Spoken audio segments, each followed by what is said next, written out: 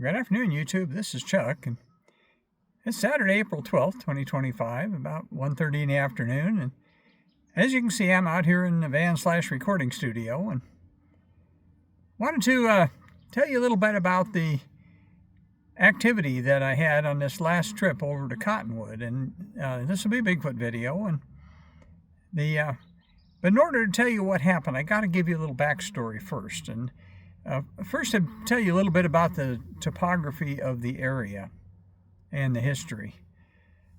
Well, Cottonwood sits in the Verde River Valley, or the Verde Valley they call it. And the Verde Valley is about probably 15 miles wide and about 25 miles long in this particular area. And it runs basically kind of northwest to southeast, and then after it gets out of the Verde Valley, it turns directly south and runs down toward the Phoenix metro area. But there's a number of communities in the Verde Valley, and kind of the commerce center is Cottonwood.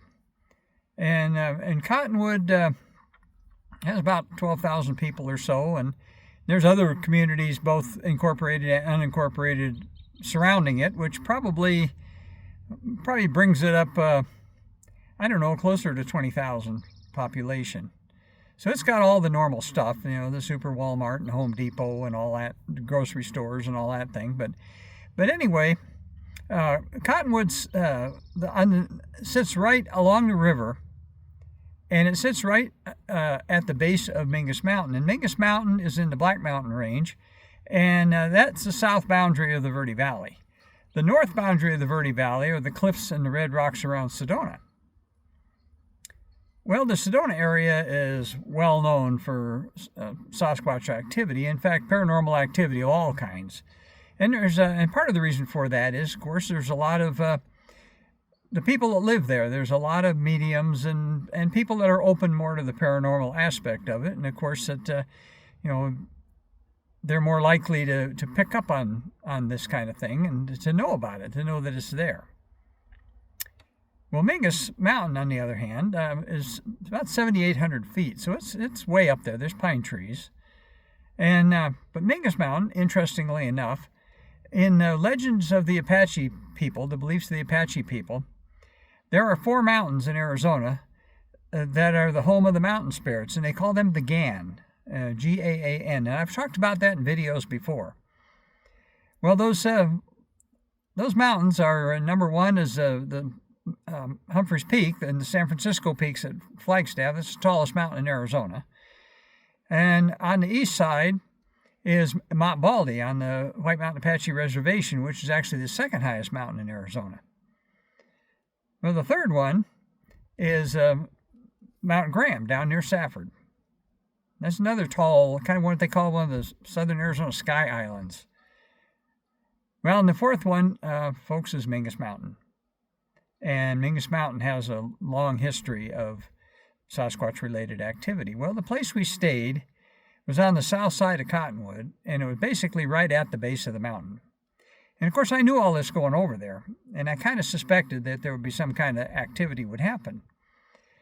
Well, the day I got over there, and as soon as I started getting the trailer set up and stuff, the first time I tried to put my mind in neutral and reach out and see if there was anybody listening, I started getting tingled. But I couldn't get anybody really to talk to me. It's just a lot of little tingles here and there.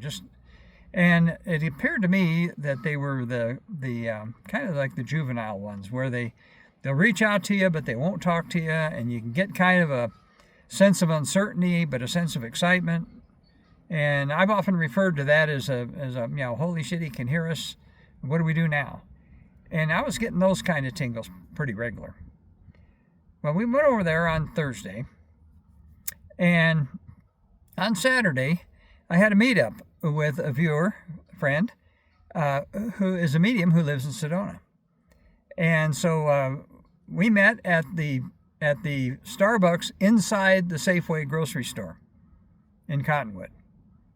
And, a pretty neutral type location. I'd never met this lady before, and she'd never met me before, and all she knew me by was watching my YouTube videos.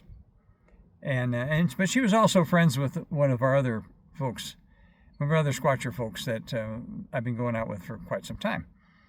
So anyway, so we met and had coffee and talked for a little while, and so we're both pretty deep into the subject. Where she lives at over in Sedona, she has quite often has mind speak, and she has sightings. She's seen them right around her house, and I've talked to quite a few people over there that actually have routine activity around their houses, and some of them can see them, and some of them can't. And I think the ones that can are just because they're not looking. So anyway, we were both pretty far down the rabbit hole on this subject, and so we'd say something, and we were obviously being listened to, because every once in a while we'd get a tingle, and I'd get one, and she'd get one, and well, our conversation started drifting over to the spiritual aspect of Sasquatch and their spirituality. And one of the questions that I have is because they're not humans, does their spirituality directly correspond with human spirituality? Most notably Christian beliefs. Now, there's a lot of other religions in the world besides Christianity, but some of them, and not all of them believe that Christ died on the cross for us, quite honestly.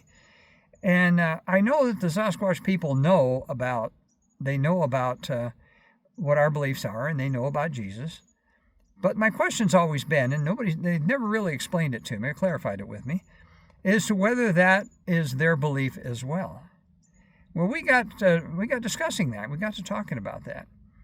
And when I brought that subject up, I got zapped hard. And I'm sitting inside a Starbucks at a grocery store in Cottonwood, Arizona, and I got zapped. Well, and she got zapped as well, and she got zapped pretty hard too. Well, that kind of tells me, number one, they're listening, and number two, they can kind of reach out no matter where you're at. It doesn't make any difference. But also the thread, the direction that we were going with the conversation kind of indicated to me that we were kind of on the right track in what we were talking about. And I'm going to talk about that again another time, where this whole research thread is taking me on this.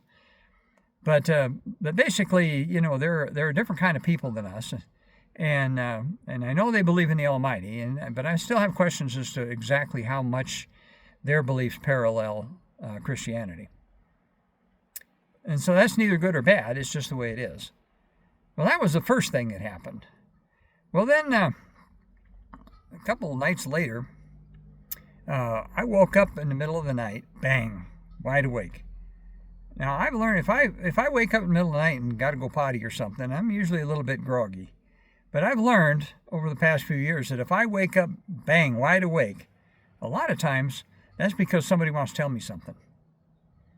And they woke me up, and so anyway, so as soon as I laid there for a second and collected my thoughts, and then I kind of reached out and I said, is there somebody there? And I immediately got the tingle back, strong tingle back, and I got to talking with a male, a 45-year-old male, and his name was Douglas. And the way that's pronounced to be like Douglas, but without the L. It's Douglas. And, well, Douglas, I rolled over kind of on my back, and I just kind of laid there to try to concentrate on what I was hearing. And all of a sudden, I felt something inside the left side of my head, right? Back in my left there. It felt like a bug crawling around. And what I realized is that he was working on my hearing. And I've told you before that I've got tinnitus real bad. And with me, it's like there's 10 guys standing off to my left and 10 guys standing off to my right, and they're all blowing referees' whistles. And when the weather's changing, or when I'm traveling and go up and down in elevation quite a bit, it's worse. To get from back where I live is about 5,000 foot elevation, and Cottonwood's about 3,500, but you got to go up over 7,500 to get there. So you're going up and back down again. And so my ears were singing pretty loud. Well, that little felt like a little worm crawling around in there for a little bit, and all of a sudden, on the left side, my tinnitus just stopped. Just absolutely stopped. Well, then I can kind of feel the shift over to this side, and it kind of felt like a little bug crawling around on that side. And then the tinnitus on that side didn't go away entirely, but boy, it really, really quieted down. And what was kind of interesting is we've got a little electric fan in the bedroom, because our bedroom in our trailer is a little small, and it gets kind of stuffy, and so we've got a little electric fan in there that we leave on. Well, when the tinnitus in my left ear stopped, that fan sounded like a threshing machine. Man, that thing was loud. And so I thought, hey, this is pretty cool. That'd be the 7th time that one of them's worked on me for my hearing. Well, it was pretty good. I still had a little bit of a singing sound in my right ear, but my left ear was absolutely gone away. And I'm thinking, hey, this is pretty cool. And and I've always wondered, they've out of the times they've worked on me, they made it stop twice for about 12 hours. And so I always wondered if maybe we'll get, I don't know, maybe they'll do something a little different or something, and maybe it'll be permanent. So I lay there for a little bit, and I could feel that thing. It felt all the world like a little worm crawling around inside my head. And I talked a little bit with Douglas. I asked him if he lived up on Mingus Mountain, and he said yes, he did. And when I mentioned about that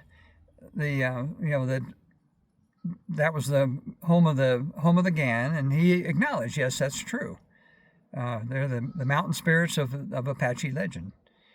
And so I didn't really get that much further with him, but it was pretty obvious that he was doing something, or somebody was doing something. Maybe he was just talking to me while somebody else worked on me. I don't know, but there was somebody working on me. Well, then I fell back to sleep, and I didn't wake up until almost 6 o'clock in the morning. I'm usually up by 5, but I noticed right away as soon as I woke up, my tinnitus was back, just as bad as it ever was. So whatever they did, once again, this is the 7th time they worked on me for that, and it didn't work. And even right now, I got back home Thursday, and it's Saturday now, and my ears are just still pretty loud. The whistling in my ears is pretty loud. So that was number 2. Well, then I've got a viewer friend that lives in the Texas Hill Country, and I guess I can use her first name. First name is Jennifer. And Jennifer's sister and brother both live in the Verde Valley area, and her sister works at one of the little shops up in Jerome. And so when she found out I was going over there, she texted me and said, stop seeing my sister. And so I made it a point to go look up her sister, and we had a very nice visit. It was kind of interesting because when I walked in there, and of course I had no idea what she looked like, but she knew what I looked like because she'd seen my videos, and instantly it was like as soon as we laid eyes on each other, I knew who she was, she knew who I was, and it was like we'd known each other our whole life, and that was really pretty cool.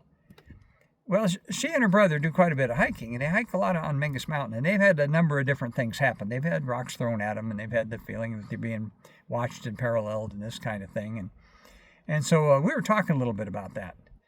And so I was explaining to her about Mingus Mountain being the home of the Gan, and right there in that little shop in Jerome, I got zapped pretty good. That told me that, once again, they were letting me know that, I was on the right track, and that was true. And I thought that was pretty cool. So did I have activity there? Oh, yeah. We were basically where we were staying is right at the base of Mingus Mountain. And, of course, it's 7,800 feet. It's 4,300 feet higher than the town. So it's a pretty steep mountain, and there's very... about the only roads that really go up and over it is 89A that goes from Jerome up over the top of it and goes down to Prescott Valley on the other side. And so, is there a lot of human activity up in Mingus? Yeah, there is. It's a Prescott Valley. They call it the Quad Cities over there, and it's the city of Prescott Valley, Chino Valley, and Dewey Humboldt. And altogether, they probably have over 100,000 people.